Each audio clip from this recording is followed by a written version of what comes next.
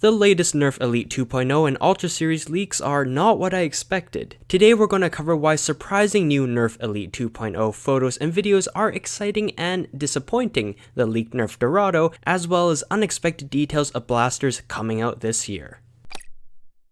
Alright guys, here we go. This is our very first look at the Nerf Elite 2.0 series. This leaked photo features the Commander RD6. We have some new things in a new frame, but we're also going to talk about what kind of looks off about it as well. This pistol has a 6-dart rotating barrel, a top priming handle, 3 tactical rails, a barrel attachment point, and a stock attachment point. As Foam Shepherd mentioned, it does look like it has quite a small handle, and that's partially restricted by this grip guard here. With this photo, we get a first look at what the Elite 2.0 series design could be. As we can tell, it looks more industrialized, very linear. Kind of reminds me of something you would see in a sci-fi video game. Now, the thing that really throws me off is this paint job. We have our classic Nerf orange here, as well as a metallic dull blue and a dull gray as well. And overall, they don't really mesh together. It doesn't stand out to me as anything new. For me, this paint job just doesn't elicit excitement. Of course, this is just one blaster. I don't know if all Elite 2.0 blasters are going to have the same color palette. I'm really hoping not, because this is not really doing it for me, but we'll just have to see. Essentially, it kind of looks like an upgraded version of the Spectre, as one Reddit user pointed out. It also has advertised ranges of 27 meters or around 90 feet. In terms of modular capabilities, there's a lot of good stuff going here, but that color scheme, I don't know. Just let me know what you think about it down below. We've also got official information on 7 of the upcoming Nerf Elite 2.0 blasters on a German site, which give us more insight on what these blasters could be. I'm going to get rid of the fluff, just give you the info you need, and after, with this information, I'm going to tell you what this means with Nerf going forward. First, we have the Echo CS10. It's a pump action blaster with slam fire. It has both a stock and barrel attachment points, 4 tactical rails, and comes with 24 Nerf darts, as well as a 10-dart magazine. Advertised ranges around 90 feet. Originally, from other information we saw, this was supposedly a Delta Trooper remake, but with that pump action description, that doesn't necessarily align with it, so I'm interested to see if that information is false and this is something else different. Next up, we have the Phoenix CS6. This is going to be a semi-auto flywheel blaster. It has both stock and barrel attachment points, 5 whole tactical rails, that's a lot, and it comes with 12 Nerf darts, a 6-dart magazine, and a removable scope. Advertised ranges are also up to 90 feet, and from this new info, it still does sound like a new version of the Nerf Strife. The Shockwave RD15, this is going to be a Springer blaster with a pump action slide. It has a 15-dart rotating drum, and it also has slam fire. Yet again, another blaster with stock and barrel attachment points, 3 tactical rails. It's going to come with 30 whole Nerf darts and advertised ranges up to 90 feet again. To me, it sounds like a modular, better version of the Surge Fire. I'm excited for this one. Next, we have the Trio TD3. This is a single shot blaster with a pull down priming handle, and it also has a 3-dart vertical barrel setup. Since it's a small blaster, we're not seeing any stock or barrel attachment points. It has 1 tactical rail, comes with 6 Nerf darts, and again advertised ranges of up to 90 feet. This seems to resemble a small blaster like the Triad, but with the barrel setup of something like the Quadrant. I know a lot of people are hyped up about this one. This is the Elite 2.0 Turbine CS18. The Turbine is a motorized blaster with a barrel attachment point, but no stock attachment point, which possibly means it has a built-in stock. We have 4 tactical rails. It'll come with 1 18-dart magazine, as well as 36 Nerf darts. Advertised ranges up to 90 feet. And so far, with this information, it seems like a new version of the Rapid Strike. The Vault SD1, what is it? It's a single shot blaster with an integrated light beam, which goes up to around 15 feet, and it can hold 2 darts. The Vault has 2 tactical rails, will come with 6 darts, and yet again those 90-foot range claims. And in my head, I'm imagining that this is something like the Stinger, where it has a single barrel and space for an integrated light somewhere. We've seen integrated light beams in past blasters and attachments, and if history repeats itself, it's not going to be anything stellar whatsoever.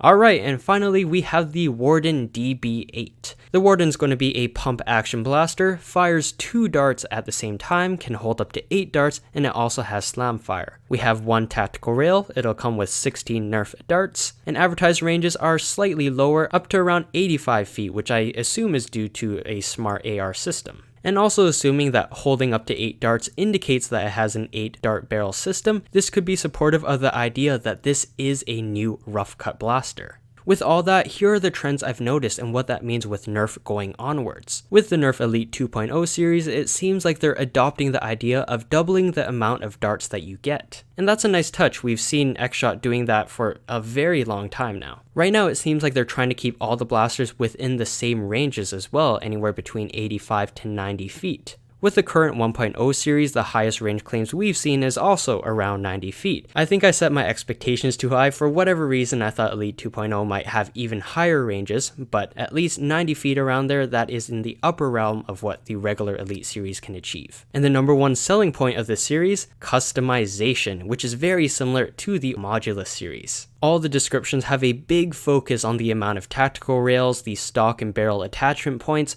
all of that, which allows you to change your blaster for whatever gameplay style you want. And really, that concept isn't anything new, it's just a new marketing strategy. Just take the idea of Modulus and repackage it for 2020. Funny enough, we have a big push for customization, however, barely any of these blasters come with their own attachments. I 100% believe Nerf is going the Modulus route by releasing a bunch of Nerf Elite 2.0 attachment kits. And that's what's going to bring in that cash flow for Hasbro. The one disappointing thing that I've noticed is that there's no mention of a new dart type. I feel like this opportunity of Elite 2.0 would be excellent for an Elite 2.0 dart. But I feel like if it did exist, they would be advertising it everywhere, but there's no mention of it. So these up to 90 foot range claims could also be because they're just using regular Elite darts, and those are great for range, but terrible for accuracy. It looks like they're still keeping with the same tactical rail system, which I'm breathing a sigh of relief, because that would just be another way for them to just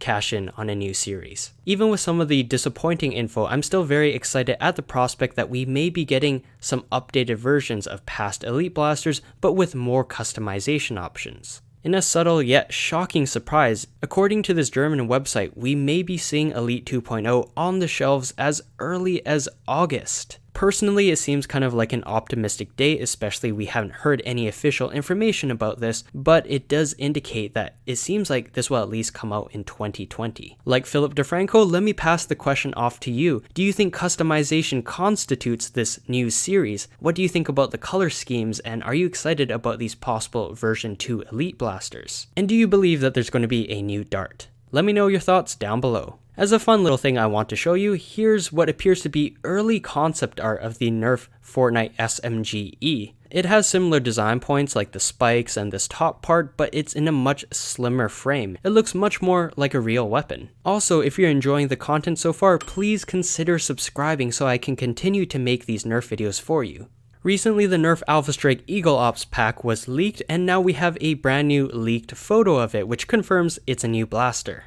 This is concept art of the Mako RC6. There's quite a lot going on in a small package. We have a pullback priming handle similar to the Fang, a 6-dart rotating barrel up front, a front foregrip, and a tiny shoulder stock with a 6-dart storage capacity. I'm just noticing it now, but it seems like it also has 2 iron sights here. You don't need all this fancy stuff for what is essentially like a Reflex 6. Despite that, concept-wise, design-wise, it still looks darn cool. We also have listings for 2 blasters we've never ever heard of. First, we have the Nerf Hypermarch 100, as well as the Nerf Fortnite IRI. So there's 2 explanations to this. First, the Hypermarch 100 is just codename for the Hyper Hail 100, and it's the exact same blaster, but it could also be another 100 round blaster coming out in the Hyper series. And like Reddit user UtterTravesty said, if this is a separate blaster from the Hail, possibly one will be motorized and possibly one will be a Springer.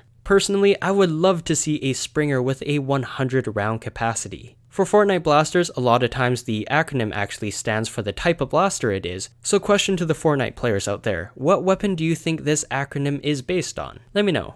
In a move that no one expected, Nerf is releasing 2 different versions of the Nerf Ultra 5. This was the very first one that we've seen in leaked photos and videos, and is available right now in places like Taiwan. The latest version of the Ultra 5 has this piece here, while the original one doesn't. But that's not where the differences end. The original Ultra 5 has range claims of up to 25 meters, while this one is vastly different at 36 meters. I figured that having this extra piece would decrease range as you would increase the amount of internal friction here, which leads me to believe that this blaster just has overall better, more powerful internals compared to the first version of the Ultra 5. So again, I want to pass this question off to you. Do you think that this Ultra 5 version 2 is a replacement for the first one? Or do you think we're going to have two different versions, one for places that allow for more powerful toy blasters, such as the US, and one for places that don't?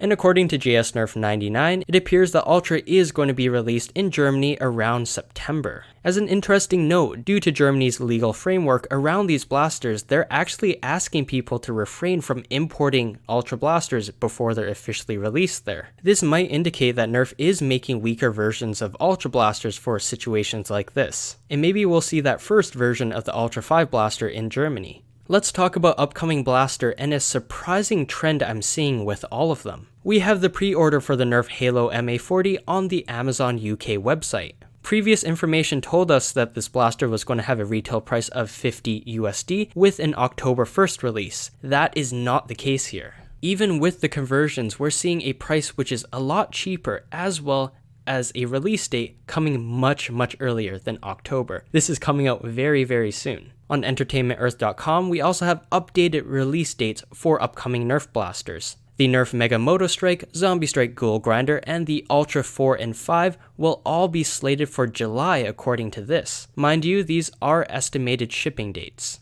But really, this is a good sign that we're seeing these blasters come out sooner rather tthan later. Interesting enough, we see the new version of the Ultra 5 used on this website. The Nerf Rival Finisher, these blasters, Elite 2.0, all of their release dates are getting pushed earlier. In the time of a pandemic when the toy industry is being hit pretty hard, it seems like Nerf is actually scaling up.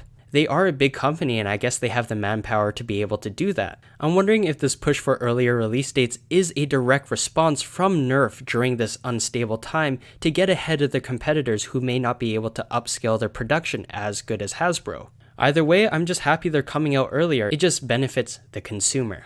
Literally days after we found out the existence of the Nerf Ultra Dorado, we already have a leaked photo of what it's going to be. Immediately, we can see this is essentially an Ultra 2 blaster. It seems to have that same backloading rotating drum, a front foregrip, muzzle, 6 dart holder, tactical rail on top, a carrying handle, new stock, and 3 sling attachment points. It's just a fancier Ultra 2, and honestly, I love how it looks. It looks really good to me. The paint could be cheap, but I do like the gold strips right here. The Dorado is an anomaly when it comes to the naming scheme of Ultra Blasters. Every Ultra Blaster has a number associated with it, except for the Dorado, and also blaster leaked before, the Ultra Outlaw. Yes or no, do you think there is a reason for this blaster to come out when the Ultra 2 came out quite recently? Do you think Ultra Blasters with these different names like the Outlaw will simply be reskins of the numbered blasters? Comment your thoughts down below.